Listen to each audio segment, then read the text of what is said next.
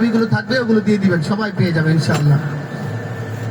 হাতের বামে এই বিল্ডিংটা অতিক্রম করলে আমরা দেখে ফেলবো সেই কাঙ্ক্ষিত আমাদের জায়গা, যেখানে ইব্রাহিম আলাইহিস সালাম ওই যে ইসমাইল নবীকে কুরবানি দিয়েছিলেন, ওই চিহ্নিত জায়গাটা। ওই দেখেন ছোট্ট একটা গম্বুজ, মাঝখানে একটা জানালার দরজার মতো, দেখেছেন?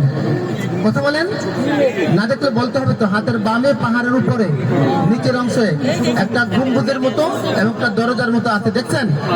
বলেন আলহামদুলিল্লাহ।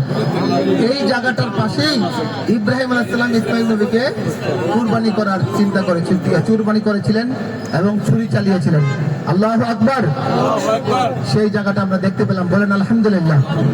দেখেন, বাবা হয়ে সন্তানের গলায় ছুরি চালাচ্ছে, আর এইদিকে আল্লাহ বলেছে খবরদার, এই ছুরি ইব্রাহিমের গলার মধ্যে একটা আচরও দিবি না, ইসমাইলের গলার মধ্যে একটা আচরও দিবি না। ঠিক আল্লাহ পাক ছুরির ক্ষমতাকে খর্ব করে দিয়েছে। আর সেই দিকে